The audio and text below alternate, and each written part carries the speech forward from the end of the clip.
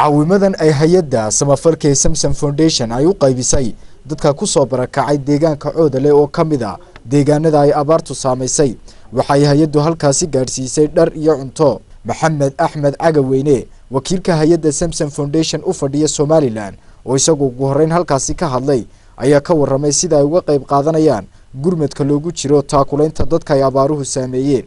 waxaanu maanta oo ah maantii labaad in ku soo noqono Coodale aanu keenay raashin dhan 400 oo qoys dhar oo iyaguna aanu malaynay wax gaala 300 oo qoys dharkoodii ayaanu keenay horna waxaanu keenay 100 booydood oo ku bixinay abaaraha aanu siinay gobolka Sool iyo deegaanka Coodale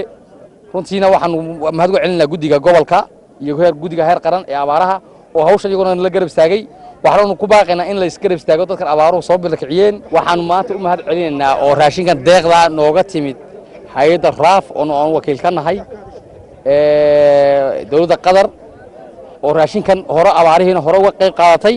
haddana ah qaybtii koobaad kana sugi doona inay qaybo dambe insha Allah tacaala qaybin doonaan. waxa iyaguna halkaasi ka hadlay Aamina Maxamuud Diiriye agaasimaha samafalka iyo barasaabka gobolka Togdheer Maxamed Aadan Qabo waxaana ay u mahad celiyeen hay'adda Samsam Foundation sida ay uga qayb qaadanayso gurmadka abaaraha. Zamzam Cabdi Aadan wasiirka wasaaradda maaliyadda Jamhuuriyadda Somaliland oo iyaduna halkaasi ka hadashay ayaa u mahad celisay cid kasta oo ka qayb qaadanaysa dadka ay abaaruhu saameeyeen sidii wax loo gaarsiin lahaa. hay'adda Samsam Foundation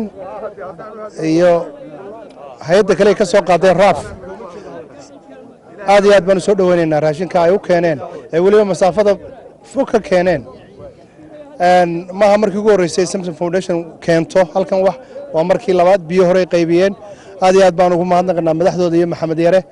inay halkan yimaadaan Coodale oo waliba xuduudii ku taala Somaliland. sidaad arkaysaan dadka meesha jooga iyo raashinku waa kala badan yihiin hay'adda Samsam Foundation oo iyaduna raashinkan maanta deeqda ah na siisay aad iyo aad baan uga mahadnaqaynaa. maanta waxa nala socday iyaguna qolada Samsam Foundation la yiraahdo oo 400 oo qoys raashinkoodii iyagu siday oo sonkortii iyo daqiiqdii iyo bariiskii iyo saliidii iyo timirtii